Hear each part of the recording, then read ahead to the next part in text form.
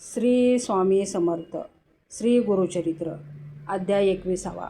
सिद्धयोगी नामधारकाला म्हणाले, नामधारका, त्या ब्रह्मचार्याने त्या मेलेल्या मुलाची आईची विचारपूस केली व तिचे सांत्वन करीत म्हणाले, हे बाई, तू विनाकारण शोक का करीत आहेस? मला सांग, या जगात कोण चिरंजीव झालं का?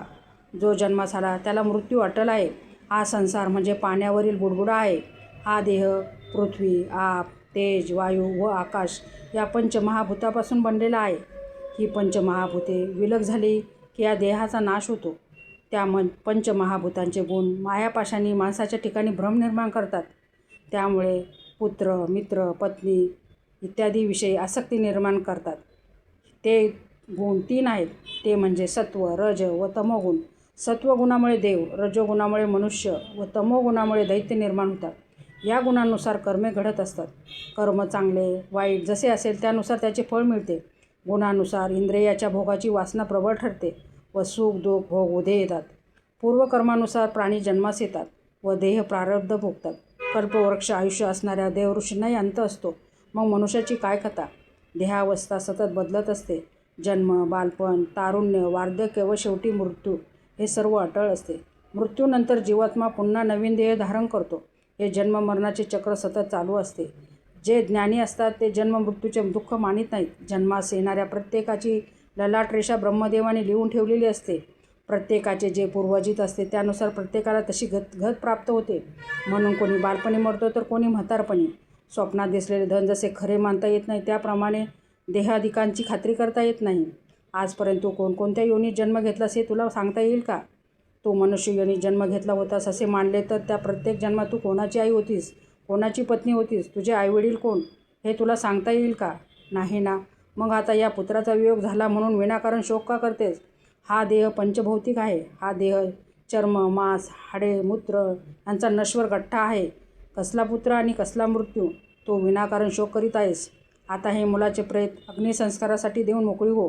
ब्रह्मचार्याने असे परोपरीने समजावले असता ती ब्राह्मणस्त्री म्हणाली, स्वामी, तुम्ही जो मला उपदेश केला तो मला पटतो, पण तरीही माझ्या मनाचे पूर्ण समाधान होत नाही. प्रारब्ध हे जर अटळ असेल तर परमेश्वराची भक्ती कशासाठी करायची? परिसाच्या स्पर्शाने लोखंडाचे सोने नाही झाले असे कधी घडते का? मी भाग्यहीन दुर्दैवी म्हणून श्री गुरूंना शरण गेले. त्यांनी मला अभय दिले. मी त्यावर विश्वास ठेवला. ताप आला तर मनुष्य वैद्याकडे जाऊन औषध घेतो. श्री नृसिंह सरस्वती त्रैमूर्तीचा अवतार आहेत. त्यांनी मला वर दिला. तो असत्य कसा ठरेल? मी त्यांच्या वचनावर पूर्ण विश्वास ठेवला. असे असतानाही मला पुत्रवियोगाचे दुःख का भोगावे लागत आहे? श्री गुरुचे वचन खोटे ठरले. आता मी कोणावर विश्वास ठेवू? त्यापेक्षा मरण बरे. आता मी प्राणत्याग करते. त्या ब्राह्मण स्त्रीचा प्राणत्यागाचा अटळ निश्चय पाहून ब्रह्मचारी तिला म्हणाला, आता तुझा निश्चय ठाम असेल तर मी तुला सांगतो तसे कर. तू श्री गुरूंच्या वचनावर विश्वास ठेवलास, तुला पूर्णायुष्य पुत्र झाला, पण याला मृत्यू आला. म्हणून तू श्री गुरूंच्याकडे जा आणि तिथे तुला वर मिळाला त्या कृष्ण पंचगंगा तीराच्या वरील औदुंबराखाली मुलाचे प्रेत ठेव व तेथे प्राणत्याग कर. ब्रह्मचार्याने असे सांगितले असता ते त्या ब्राह्मण स्त्रीला पटले. मग त्या मुलाचे प्रेत पोटाशी बांधून औदुंबराजवळ गेली. तिने पुत्राचे प्रेत गुरुपादुकाजवळ ठेवले. इंच पतीही तिच्याबरोबर होता. ती स्त्री गुरुपादुकावर डोके आपटून आक्रोश करू लागली. लोकांनी पुत्राचे प्रेत अंत्यसंस्कारासाठी मागितले, पण रात्र झाली तरी ती प्रेत देण्यास तयार होईना. आता या निर्जन जागी रात्री थांबणे योग्य नाही. प्रेताला दुर्गंधी सुटली की ही बाई प्रेत आपल्याकडे देण्यास तयार होईल. आता आपण घरी जाऊ व उद्या सकाळी येऊ.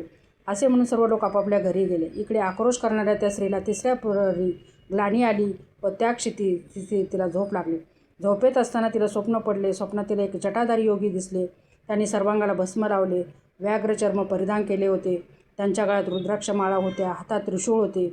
असे ते योगी औदुंबराजवळ आले व त्या शोकाकुल स्त्रीला म्हणाले, तू आम्हाला दोष देऊन विनाकारण शोक का बरे करत आहेस? तुझ्या मुलाला काय झाले आहे? मी आत्ताच त्याच्यावर उपाय करतो. असे बोलून त्यांनी त्या मुलाच्या सर्वांगाला भस्म लावले. मुलाचे तोंड उघडून त्यात प्राणवायूचा संचार केला. आता तुझा पुत्र जिवंत होईल असे आश्वासन दिले. हे स्वप्न पाहून तिला अचानक जाग आली. ध्यानीमनी ते स्वप्न असे मनाशी म्हणत ती आश्चर्यचकित झाली. मुलाच्या प्रेताकडे पाहून ती पुन्हा रडू लागली. आपले दैवच खोटे, ते देवाला दोष देण्यात काय अर्थ? श्री गुरूंना तरी दोष का बरे द्यायचा असा विचार करीत तिने मुलाच्या प्रेताकडे पाहिले. ते मूल हालचाल करीत आहे असे तिला दिसले. तिने प्रेताला हात लावला. ते गरम लागले. त्या प्रेतात जीव आला आणि तो मुलगा उठून आपल्या आईला बिलगला. त्या बाईला ही भूताटकी तर नाही ना असे क्षणभर वाटले, पण असे काही नव्हते. तो मुलगा खरोखरच जिवंत झाला होता.